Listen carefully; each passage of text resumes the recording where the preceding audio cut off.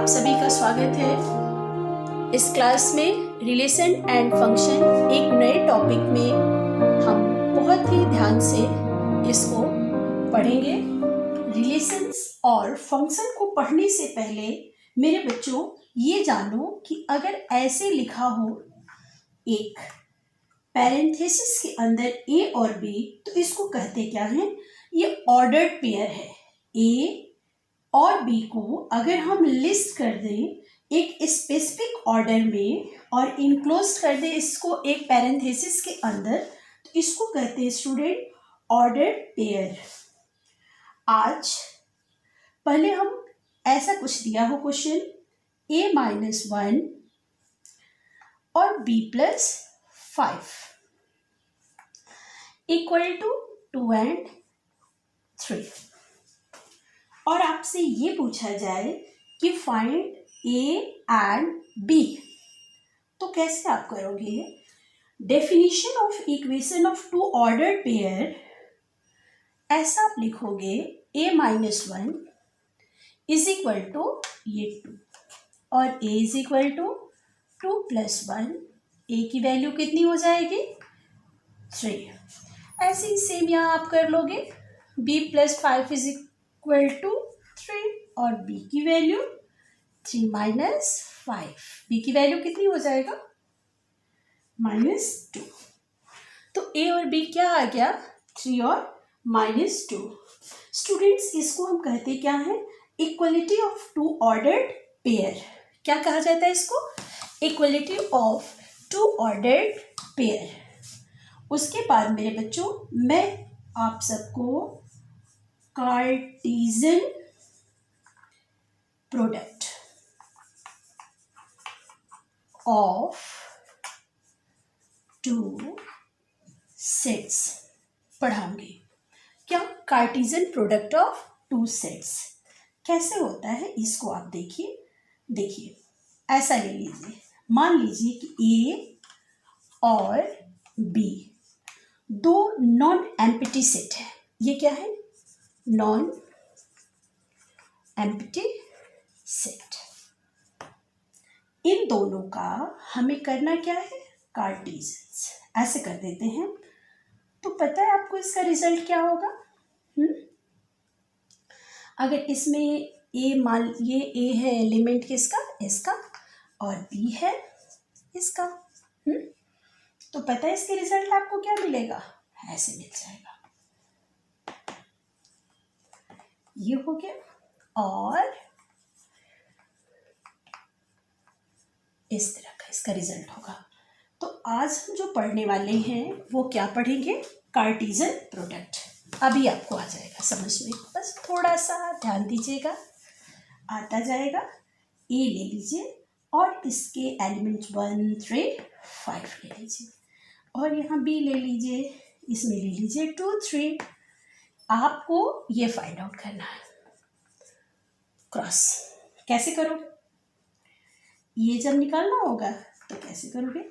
एक इसका एलिमेंट और एक इसका, 1, 2, 1, 3। लिखने का तरीका क्या है?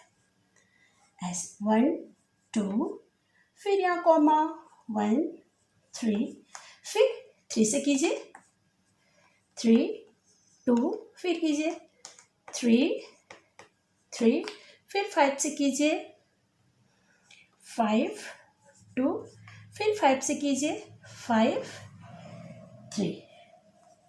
समझ गए आप? आ गया समझ में?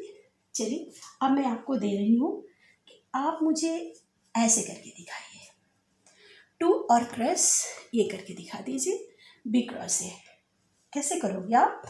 ये 2 का 1 के साथ कैसे लिखोगे?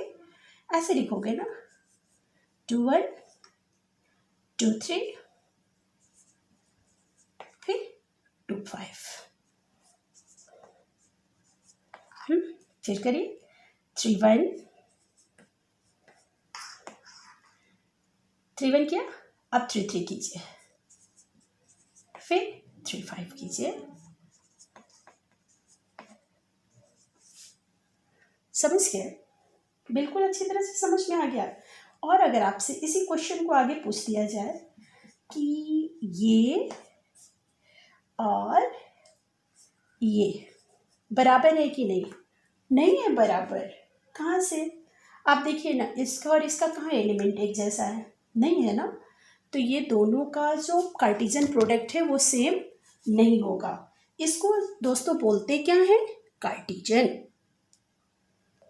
नाउ स्टूडेंट, अब हम आगे बढ़ेंगे और रिलेशन जानेंगे कि रिलेशन क्या होता है। देखिए, सबसे पहले आप इसका डेफिनेशन अच्छे से समझ लीजिए कि रिलेशन का डेफिनेशन क्या होता है। रिलेशन की जब भी बात आएगी तो दो की बात आएगी ना, एक से तो होगा नहीं रिलेशन। सिंगल रिलेशन होता है क्या? नहीं होता है, दो के साथ होता है। तो मान लीजिए कि ए है और बी है और दोनों नॉन एम्प्टी सेट्स हैं, मीन्स इनके पास में एलिमेंट्स हैं। जैसे ए जो है, ए का रिलेशन आर के साथ from A to B is a subset, means इसके कार्टेशियन जो अभी आपने पढ़ा ना कार्टेशियन, वो कार्टेशियंस इस तरह से आर जो है ए से रिलेशन किस तरह से होगा? सबसेट ऑफ होगा ना, कार्टेशियंस के सबसेट के अकॉर्डिंग होगा। आप एक छोटे से एग्जांपल से अच्छी तरह से समझेंगे। देखिए बच्चों, यहाँ एक क्वेश्चन दिया हुआ है, ए में एलिमेंट 1 2 3, बी में दिया है 2 4 6 और ऐसा रिलेशन शो करना है 1 2 1 4 और 3 2। इसके लिए काम करते हैं, ऐसे डायग्राम बना लिया जाए। डायग्राम बना लिया। जो फर्स्ट है 1 1 3 3, मीन्स इसमें क्या है 1 2 और ऐसे 3, हमने ये बना लिया यहाँ पे और यहाँ बी लिख दिया। बी में क्या है 2 है 4 है और ये 6 है। ये 1 का किसके साथ में है? 1 का 2 के साथ में है ना रिलेशन, ऐसे लिख दिया जाए। ठीक है। 3 का किसके साथ में है? 2 के साथ में है, बना लिया जाए। और क्या है 1 का 4 के साथ में भी है ना, ऐसे लिख लिया जाए। और 3 का 4 के साथ में भी है, बना लिया। इस तरह से बना लिया। और ध्यान से सुनिएगा आप, ए 1 2 3 और बी है 2 4 6 और हमारे पास जो दिया हुआ है आर, ये 1 2 1 4 3 2 है।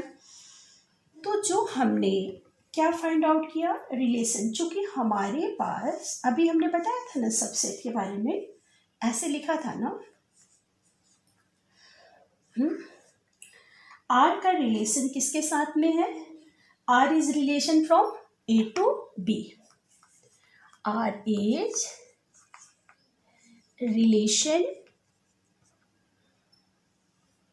From A to B, A का बी के साथ में। पता है स्टूडेंट्स, ये डोमेन क्या होता है और रेंज क्या होता है आपको? ये डोमेन होता क्या है? Set of first coordinates of the element. Sets of, यहाँ 1 है ना, यहाँ भी 1 है, 3 है, तो डोमेन क्या हुआ? जो पहला एलिमेंट होता है उसी को डोमेन कहते हैं। और रेंज क्या होता है?